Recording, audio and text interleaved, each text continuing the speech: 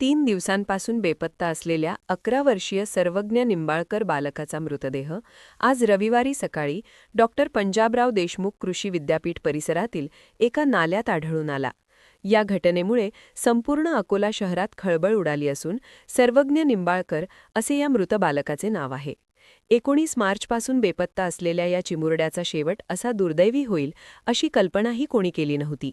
या घटनेने निंबाळकर कुटुंबावर दुःखाचा डोंगर कोसळला आहे.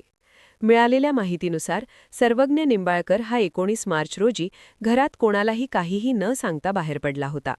बराच वेळ झाला तरी तो न परतल्याने कुटुंबाची चिंता वाढली. त्यांनी परिसरात नातेवाईकांकडे आणि सर्वज्ञाच्या मित्रांकडे चौकशी केली, मात्र त्याचा कुठेही पत्ता लागला नाही. अखेर कुटुंबाने MIDC पोलीस ठाण्यात धाव घेऊन तो बेपत्ता असल्याची तक्रार नोंदवली होती.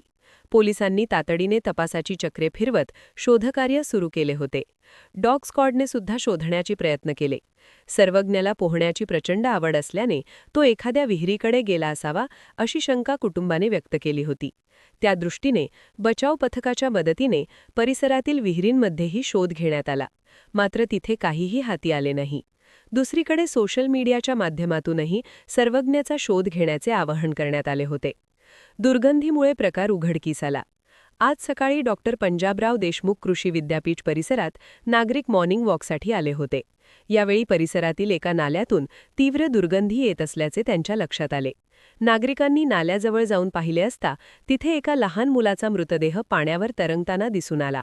या धक्कादायक प्रकाराची माहिती मिळताच नागरिकांनी तातडीने पोलिसांना पाचारण केले. पोलीस घटनास्थळी दाखल झाले आणि मृतदेहाची ओळख पटवली असता तो सर्वज्ञ निंबाळकर असल्याचे निष्पन्न झाले. पोलिसांनी पंचनामा करून मृतदेह ताब्यात घेतला असून उत्तरीय तपासणीसाठी शासकीय रुग्णालयात पाठवला आहे. मृतदेह काही दिवसांपासून पाण्यात असल्याने तो कुजलेल्या अवस्थेत होता. घातपात की अपघात? सर्वज्ञाचा मृत्यू नेमका कशामुळे झाला? तो नाल्यात कसा पडला? की यामागे काही घातपाताचा प्रकार आहे? असे अनेक प्रश्न आता उपस्थित होत आहेत.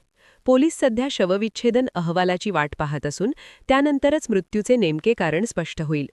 या प्रकरणी पोलिसांनी आकस्मिक मृत्यूची नोंद केली असून पुढील तपास MIDC पोलीस करत आहेत. बालकाचा असा दुर्दैवी अंत झाल्याने संपूर्ण अकोला जिल्ह्यात हळहळ व्यक्त होत आहे.